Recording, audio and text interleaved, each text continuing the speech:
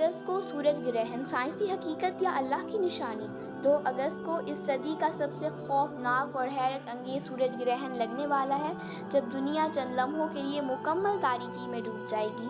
یہ ایک عام سورج گرہن نہیں ہوگا، بلکہ ایسا مکمل سورج گرہن ہوگا جو پوری صدی میں صرف ایک بار دیکھنے کو ملے گا۔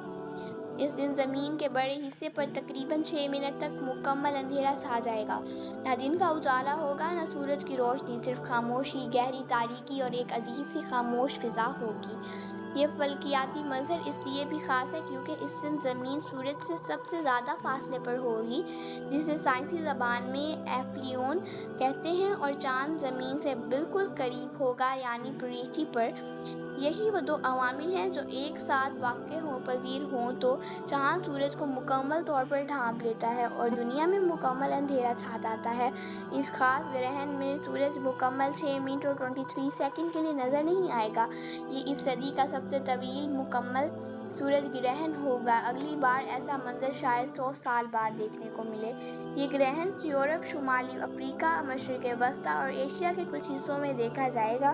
مصر کا ایک شہر اس منظر کو سب سے واضح اور طویل مدت تک دیکھے گا۔ ماہرین فلکیات کے لیے یہ لمحہ تحقیق کا خزانہ ہوگا اور وہ فضا کی تبدیلی، درجہ حرارت اور دوسرے سائنسی پہلوؤں کا مشاہدہ کریں گے، لیکن جہاں سائنس اسے صرف تحقیق کا موقع سمجھتی ہے، وہاں اسلام اسے اللہ کی ایک بڑی نشانی، ایک وارننگ اور روحانی لمحہ سمجھتا ہے۔ رسول اللہ کے دور میں جب سورج گرہن ہوا تو آپ صلی اللہ علیہ وسلم خوف زدہ ہو کر مسجد سے تشریف لے گئے۔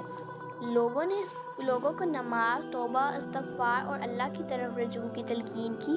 آپ نے فرمایا، یہ کسی کی موت یا زندگی کی علامت نہیں بلکہ ایک نشانی ہے تاکہ بندہ جاگ جائے، اپنی زندگی پر غور کرے اور رب کی طرف لوٹے۔ اسلامی تعلیمات کے مطابق سورج گرہن کے وقت نماز آیت یا نماز کسوف ادا کی جاتی ہے۔ قرآن کی تلاوت، صدقہ، استغفار اور عاجزی اختیار کرنا انتہائی اہم اعمال سمجھے جاتے ہیں۔ اللہ تعالیٰ قرآن میں فرماتا ہے، ہم انسانوں کو اپنی نشانیاں دکھاتے ہیں تاکہ وہ منتبہ ہو جائیں اور سیدھے راستے پر آ جائیں۔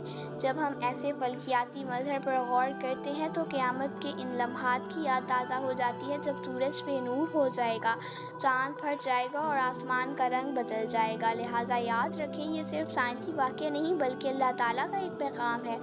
یہ اس دن کی جھلک ہے جو یقیناً آنے والا ہے۔ 2 اگست کو جب آسمان پر اندھیرا چھا جائے تو صرف اپنی آنکھیں نہ کھولیں، اپنے دل بھی کھولیں۔ سوچیں، ہم کہاں کھڑے ہیں؟ ہماری زندگی کا مقصد کیا ہے؟ کیا ہم اس دن کے لیے تیار ہیں جب نہ سورج کام آئے گا نہ چاند، صرف ہمارے اعمال ہی ہمارے ساتھ ہوں گے؟ یہ موقع ہے سورج کے چھپنے پر روشنی کو تلاش کرنے کا، اللہ کے قریب ہونے کا، اپنی غفلت سے بیدار ہونے کا اور اس دن سے پہلے توبہ کرنے کا جب واپسی کا کوئی راستہ نہ ہوگا۔